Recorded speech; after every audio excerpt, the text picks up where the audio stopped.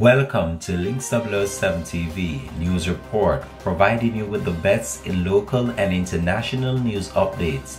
This is a place where you can get the most reliable and informative news information. Links 007 TV News Report. Welcome again and thanks for joining us. This is Links 007 TV News Report. If it's the first time you're watching, please remember to like, share, subscribe to the channel. Click the notification bell and click on all so you're always updated with our latest report. This is the news. The local entertainment, fraternity and social media world has been plunged into mourning following the tragic passing of Lexian Williams, popularly known as Lexi. The police have confirmed that the social media influencer aged 20 is among 3 people killed in a motor vehicle crash on the North Coast Highway in Spring Hill, Trelawney. Lexi, more popularly known as Lexi D. Best, was being transported by a 25-year-old Kenroy Simit of Hogue in the parish when the Toyota Mark X motor car in which they were traveling crashed into a Toyota Vaxi. The social media influencer, who is from Rio Bueno in Trelawney, had been just picked up by Simit. They were en route to an event called Cookout Vibes in Rio Bueno when the incident occurred. The driver of the Vaxi, Chris Codner, aged 30, of Exchange in St. Anne, also died in the crash. 3 tourists were among the occupants of the Vaxi motor car and had to be rushed to hospital. Lexi was recently featured in the popular hit series The 876 Roommate. 876. I just pull up at the mansion. Everybody has trends in the comedies video them poop on Instagram. Where dog next? Hey, you go tired enough because we not abuse you. You shouldn't fly. Come over here. Come. Comfortable. I not now worry about. I not fret. I know how to do my thing. So we not watch nobody. And is also a popular face on the Richard Brown films.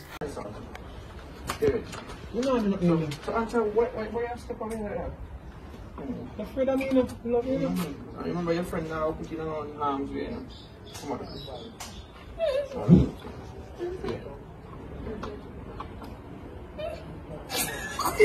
go. I was like, let's go. I don't get it.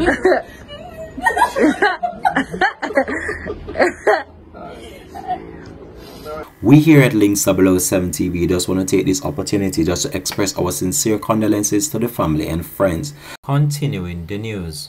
Jamaica recorded 23 COVID cases over the past 24-hour period up to Friday afternoon. 5 COVID-19 deaths were recorded in August 2021, were added to Friday's, bringing the total number of corona cases death toll in Jamaica to 2,863. A 43-year-old woman from St. James is among the latest recorded fatalities. The separate death of one COVID-19 patient has been classified as coincidental. There were 137 recoveries on the day, bringing the total tally to 80,112. The newly confirmed COVID-19 cases brought the total number on record for the island to 128,500. Notably, Jamaica recorded 3.3% positivity rate based on samples that were tested on Friday.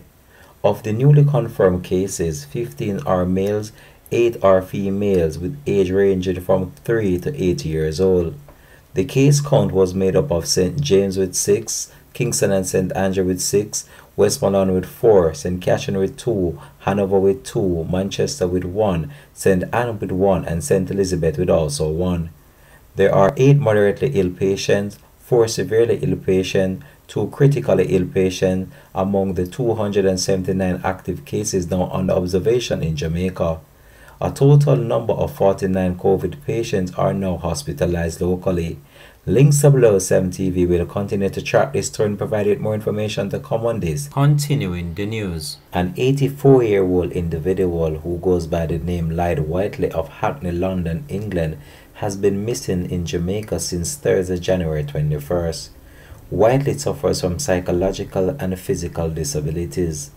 He is of dark complexion, slim build, and is about 183 centimeters tall or 6 feet tall. Reports from the Spanish Town Police are that Whiteley was last seen on January 21st in the Walton Park area of St. Andrew. His mode of dress at the time is unknown. All efforts to contact him since then have been unsuccessful. Anyone knowing the whereabouts of Lyde Whiteley is being asked to contact the Spanish Town Police at 876-984-2305, the Police 119 emergency number, or the nearest police station. Continuing the news. Popular dancehall star Shenseea and her record label Interscope Records have been named as defendants in a $10 million lawsuit filed by attorney representing a US-based musician, Anestas Papa Naz T. Hatchick, regarding clearance of the sample of Denise Belfon's soca hit Work. The song, which is interpolated with hooks from Shenseea's and Megan Thee Stallion hit single Lick, was co-written and produced by Hatchick in 1999 and Hardness State.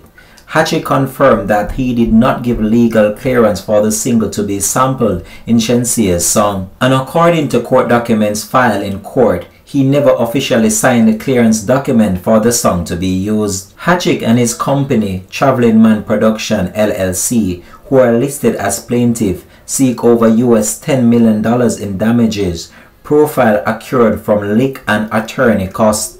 He is being represented by New York-based attorney Courtney K. Davis.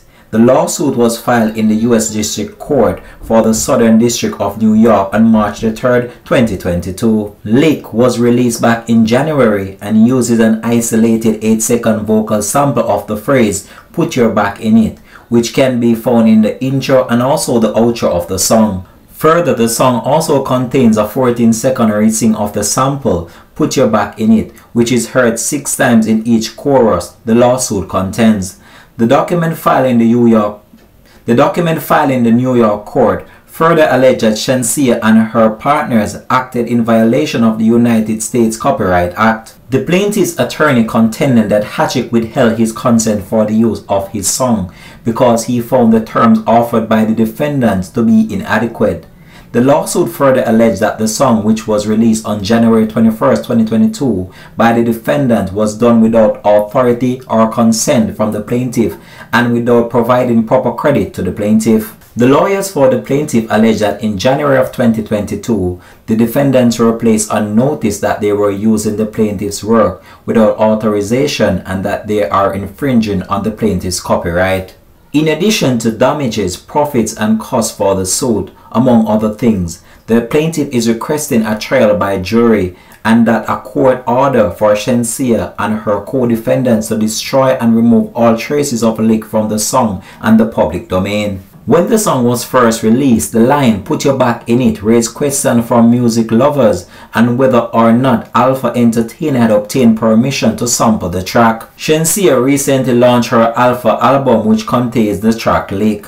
Our news center sought to reach out to the management team, however we were told that no one was available to make a comment. Continuing the news. Stephanie and McPherson secured Jamaica's first medal at the World Athletics Indoor Championship in Belgrade, Serbia by winning the bronze medal in the women's 400 meter on the second and penultimate day of the competition on Saturday.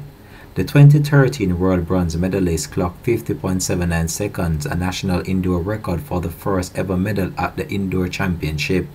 She was just outside of the medals at the 2016 World Indoor Championship when she was disqualified from the semifinals at the 2008 edition. Continuing the news. The Jamaican government is planning to spend $70 million to enhance the courtyard at Devon House in St. Andrew. The Minister of Tourism, Edmund Bartlett, is expected to address when he makes his presentation in Parliament. His team broke ground for the undertaking at Devon House on Thursday. Bartlett told reporters that the work is expected to be completed within 6 months. This morning we broke ground for an expanded and spruced up, if you will, courtyard. What we're trying to do is to reposition and repurpose the courtyard here to make it a really exciting and aesthetically pleasing area where our young people, our children can come and the visitors as well, to not just enjoy the gastronomy fair that we have in the area, you know, the wonderful products from the brick oven you know, the Devon House ice cream, the Devon House Duppy that we're about to launch shortly, and the various other culinary delights that are in this immediate area. But to sort of make this a point of excellence in Devon House. See, we're going to spend 70 million Jamaican dollars on building out the experience, and we expect that the construction will be finished within 6 months, so that we will have it open and ready for Jamaica 60 activities this year. It's an important first phase of a second development strategy that we have for Devon House, which I will speak about in my budget presentation. But just for what today is, it's to enhance the aesthetic experience here at Devon House and to provide us with a place for relaxed, casual eating rather than, you know, formal or sit-down dining. According to the tourism minister, the purpose of the project is to reposition and repurpose the courtyard area for a better dining and shopping experience. The minister said that its completion is expected to align with the Jamaica 60 celebration, as the courtyard makes 60 years of independence this year. Links 007 TV News will continue to track this and provide you with more information to come on this. Thanks for watching.